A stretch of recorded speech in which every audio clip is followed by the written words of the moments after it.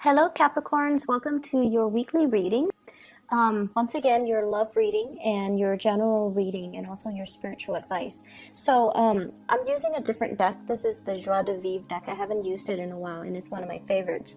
So let's talk about this first card here. The energy that you bring to the table. We have the Death card.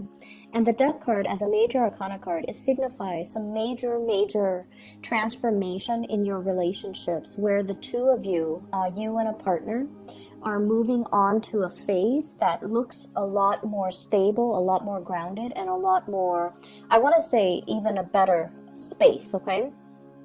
Leaving the past baggage behind, the arguments, the fights, the lack of a sense of direction, or even consensus as to where the relationship is headed, what we're meant to do. For some of you, you might very well be single for the month or even the week, and you have, kind of weaned away from unhealthy relationships, or you have weaned away from possibly relationship partners that might not have served you. So I feel like many of you are coming into this week with a renewed sense of purpose.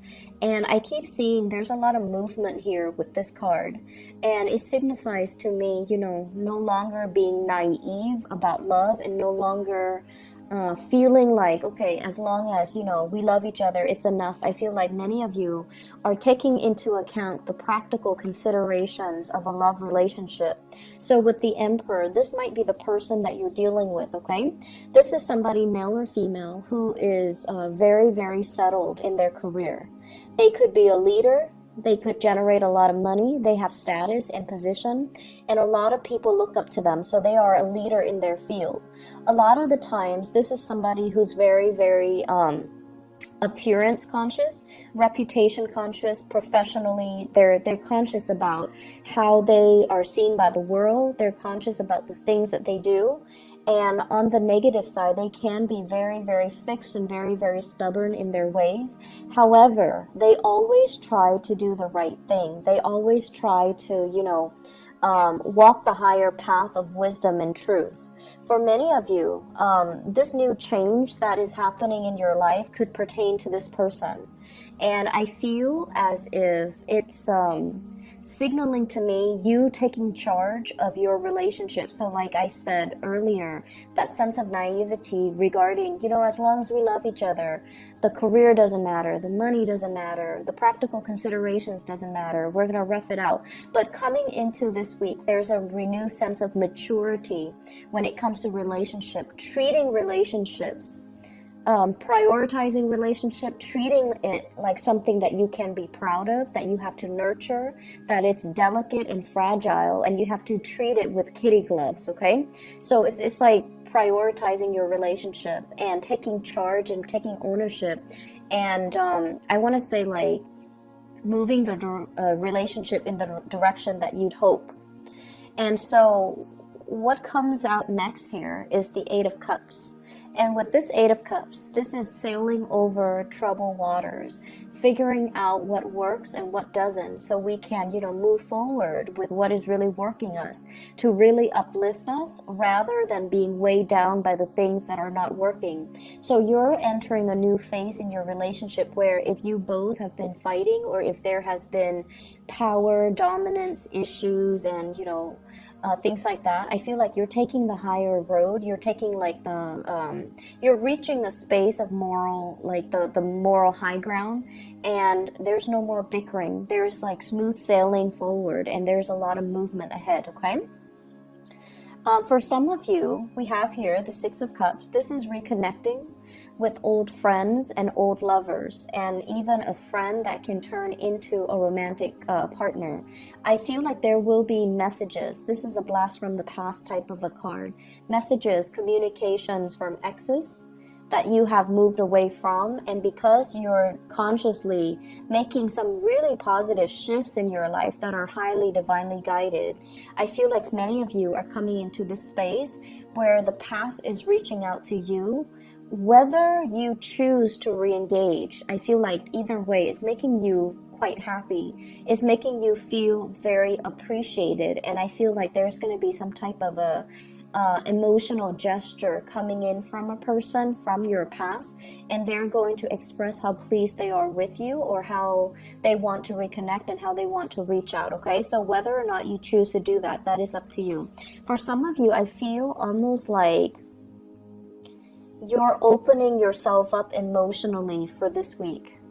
You're dealing with somebody that they seem really independent. They seem very stoic, self-possessed, and self-sufficient.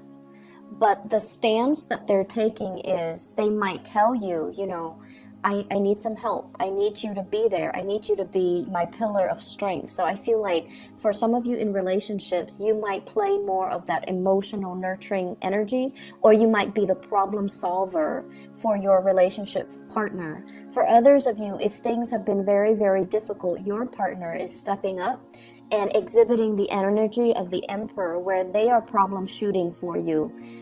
They're problem solving for you, troubleshooting for you, and they're taking control of the relationship. And they're also going to, do a lot of things behind the scenes to advise you, to help you, to make the situation a lot smoother for you.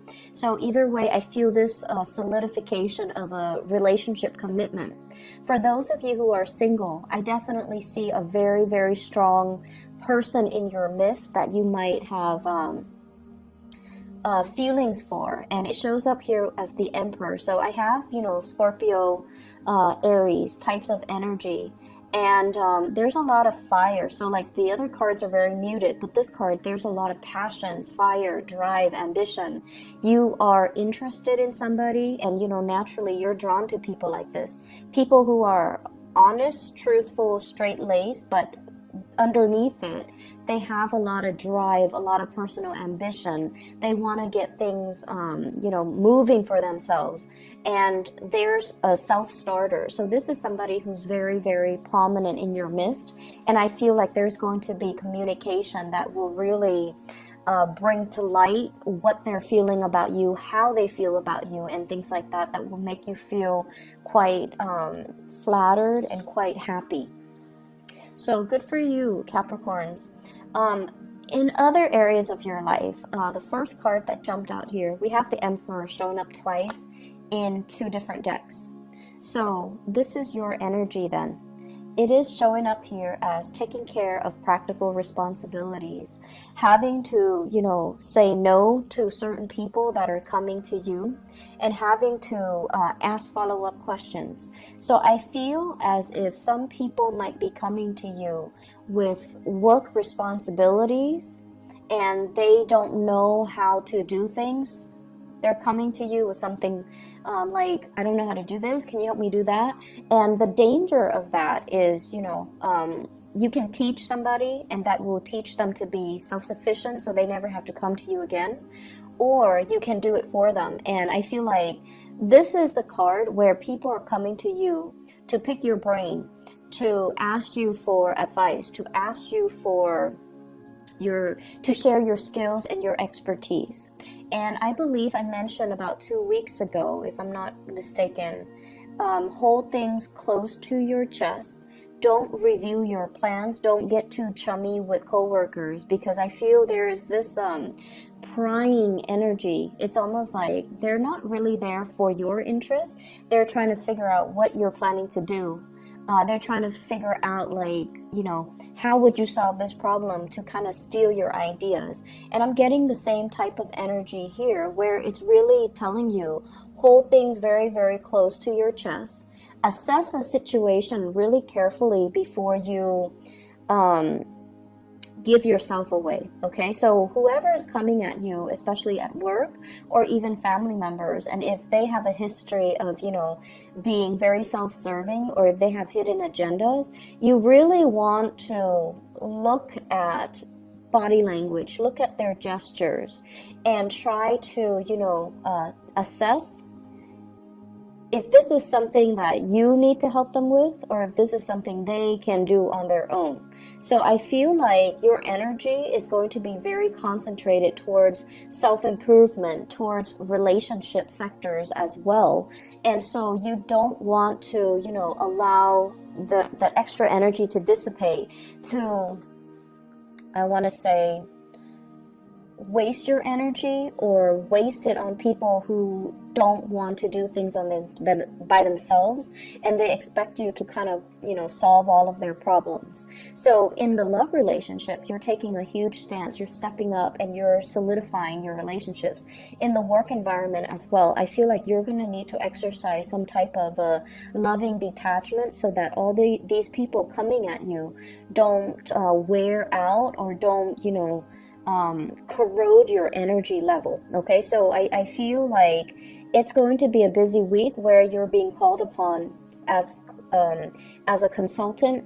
You're being called upon to help a lot of people with their issues, to help a lot of people as well, to give them, concrete ideas, concrete plans. And so you're in a position where you are in very, very high demand. So be discriminate about what you're sharing with other people. You're also very visible, and a lot of people look up to you. So make sure that, I don't need to tell you guys this because, you guys are very solid and sturdy. But if people are coming to you and, like for mentorship, for example, and they're like, I don't know what to do. My life is, in disarray. Can you help me fix it? I feel like it's really critical for you to think about whether or not that's appropriate. So if it's a coworker and their life's in disarray, their personal life's in disarray, I don't feel that it's appropriate for you to, get too involved in their personal lives. You can give them general advice, but I would say drawing boundaries and telling them, I'm going to you should defer to your psychiatrist, your therapist, to help you with that. I can only give you, professional advice. So learning to draw boundaries and learning to be firm with some people. On the financial front, with the Four of Pentacles, this is a card about, holding tight to your money, building up that savings account, not spending like there's no tomorrow. So for some of you on the younger age spectrum, if you are in a job where you're starting to make a lot of money, just be careful about spending, buying gadgets, buying, cars, buying sound system, and buying things that you don't need, because I feel like you need to start saving up for a rainy day. Okay, so just because the money is rolling in, just be very careful about where you're giving your resources and how you're spending your money, because there is this universal law about money that comes in fast will leave your hands very, very fast. So this is a good time for you to think about savings, even if you're very, very young and you don't think about retirement. But what I have here is a major escalation. So that means it's a good time for you to set aside some money and really,